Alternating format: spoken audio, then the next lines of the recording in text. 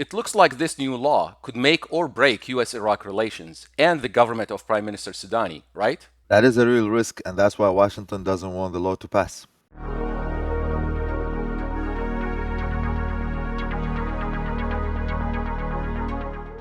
Welcome to this week's Iraq Briefing, where we discuss the top stories shaping Iraq today. I am Omar Ndawi, and I'm joined by a special guest today, my good friend and colleague, Ahmed Ali, who is a brilliant Iraq analyst who has recently rejoined the Enabling Peace Iraq Center, EPIC, as a visiting senior fellow.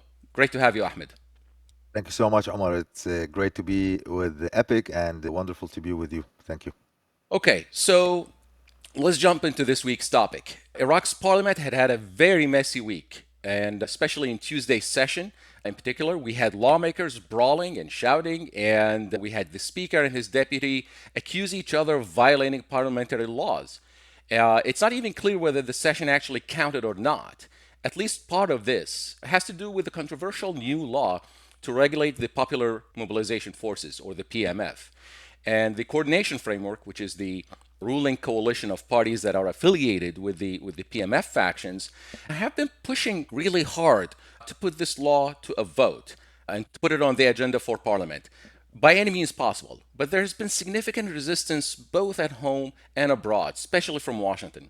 So, Ahmed, what makes this new proposed PMF law so divisive for Iraqi politics and also so problematic for Iraq's relations with the US? I think with this law, you're looking at a number of aspects. First, it is an elections here in Iraq, and all the political groups, including those who are close to the PMF and those who do not have strong relations with the PMF, view this law as an opportunity to state their position for the elections and, in many ways, campaign for the elections as well, and make it part of the electioneering that is already taking place and will officially begin. That's why it's a heated debate and a heated issue right now in Iraq. And then the second aspect of this is that the new administration here in Washington does view the role of the PMF as a problematic role, and it does want the Iraqi government to have better control of the PMF, and particularly PMF factions that Washington views as close to the Iranian government. So I think Iraqi groups looking ahead to November of this year and to the elections, they definitely are taking a view that Washington is strongly against this law and their position matters for the elections. So I think that's the second aspect of it. The third aspect of it is that there is an attempt in Iraq right now. I would say there is general consensus that some regulation or some regulating of the PMF should take place, but there is no general consensus about how that should be done. And I think the groups that are pushing back and want to pass the law as soon as possible want to maintain as much autonomy as possible, from the government, from the state, and that's why it has become a bit of a mess. All of that, Omar, I think it's important to clarify that it does show the weak role of the parliament as well. The Iraqi parliament, which is the highest legislative body in Iraq, is not showing a great deal of skill in managing such controversial issues, which tracks with previous parliaments. But this particular parliament has been extremely weak and extremely disorganized, and that's why the passage of this law or debate over this law has become such headline news in Iraq and in Washington this week or over the last 2 weeks. These are great points, Ahmed. And for our viewers who are not familiar with some of the background or the provisions of this law, it is seen as a pathway for making the structures of the PMF permanent, a permanent fixture of Iraq's security forces that is separate, entirely separate from the army, from the Interior Ministry, with its own sub departments, with its own bureaucracy, and even with its own military academy or paramilitary academy. And that's really part of the reason why people think this is risky. That it makes the PMF a permanent structure that is going to be much harder to deal with or attempt to neutralize in the future. But Ahmed, I want to turn to the internal situation within the coordination framework, and it seems that some of the framework factions think that Prime Minister Sudani is actually complicit in delaying the law's passage, and that he's succumbing somehow to Washington's pressure. We know that there was a rather tense call between Prime Minister Sudani and Secretary Rubio a few weeks ago, where the pressure was clear from Washington that Washington doesn't want this law to pass. And there are reports that Sudani has actually been avoiding the meetings of the framework leaderships, and that we also saw this week Kataib Hezbollah, a very powerful Iran-backed Iraqi militia, they lashed out at Sudani, saying that he's strayed from the core political interests and positions of the ruling coalition, and they have called for restraining his power to make decisions until the end of his term passes. So, what do you think of these accusations? What do you make of this? What does it say about the future of the framework and about Sudan's position within it, especially as we approach the elections in November? Absolutely. No, I think what it shows us is that the framework is not coordinating as much as its title suggests. There is no coordination among the members of the framework. They are all looking out for their own interest as the elections approach. And I think many members of the framework have identified the fact that Prime Minister Soudani has formed his own coalition to run in the elections independently as a bit of a threat to them or a concern at least, and that's why you saw those strong statements, and we will see more of those statements moving forward as well.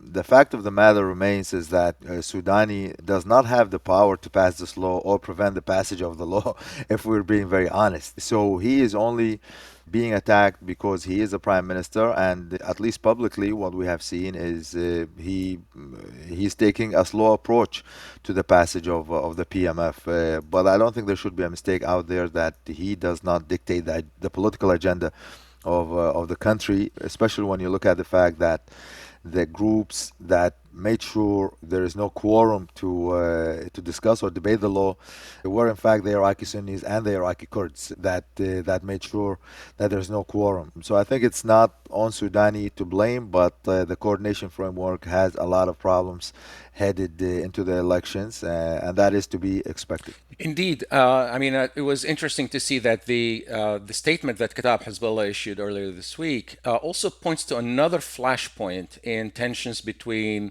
this powerful militia and the government. It mentions even traitors among the Shia groups and blames them for provoking an incident that happened 2 weeks ago when militants from Kataib Hezbollah clashed with government forces, with police and federal police, and even the counterterrorism service in Baghdad, in the Dora district, over the appointment of a senior government official in the agriculture department. So Kataib Hezbollah called that situation that was a trap that was set up to drag them into fighting with the government. And Kataib Hezbollah is arguing that Sudani is basically not fit to manage this level of this kind of crises. That he is a successful manager, but he's never been a leader. He will never be a leader who can handle delicate situations like this. So, who are they referring to here? Who are those traitors, and what are the implications of this going forward? Watching reactions to events in Iraq over the years, we notice that some Iraq watchers tend to interpret incidents like this as signs that this prime minister or that is taking the U.S. side or this side over the other. What is your assessment of this? My assessment is that I don't think the prime minister necessarily is taking the US side or any other side, to be honest with you. I think the fact that there were limited clashes over this shows that this is going to be difficult. It is going to be very difficult to rein in any elements or groups that are seen as outside of the state control, as the phrase goes in Iraq, and that it will take time because I think you are absolutely correct. The fact that The flashpoint happened over a mid-level position. It's not a very senior position. Shows us that any challenge to those groups will likely result in some violent reaction. Therefore, there has to be a smart approach taken to address the problems that those groups may pose to the country. But it is interesting that this incident also shows further fragmentation within Shia politics in Iraq and within Iraqi Shia groups. I think we're seeing that, and it should be framed within the approach of the elections and what will happen during the campaign. But overall, it does look like similar things may happen in the future, and the attention should be paid to making sure it doesn't escalate to extreme violence in Iraq. Yeah, agreed. I'm going to put you on the spot here with a question. Do you think, or what do you think are the chances that this law is going to pass within this parliamentary term? Do you think it's going to pass, or do you think the parliament is going to kick the count down the road and just pass the ball to the next parliament?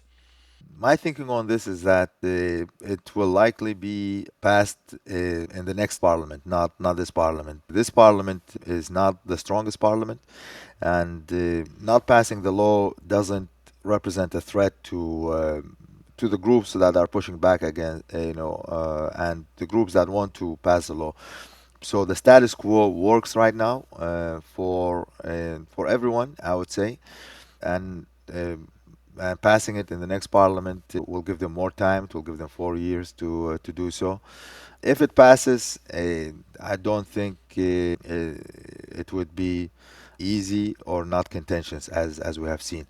This will be a very complicated process, and I think the attention right now is on the elections, not necessarily on passing any laws. Indeed, and I think there are a lot of indications that the next parliament is going to be actually even more dominated by the coordination framework factions, which is going to make passing laws a lot easier, I think, for them in the next term than it is today. Well, thank you so much, Ahmed. It's always great to hear your incisive analysis on Iraq and its affairs and U.S. Iraq relations. Well, that's it for today's Iraq briefing. If you've enjoyed this analysis, please like, share, and subscribe, and share our channel with friends of yours who might be interested in this kind of content. We also have a weekly Iraq report and weekly Iraq update that's free of charge. You can subscribe to it at enablingpeace.org to receive that update in your inbox every Thursday.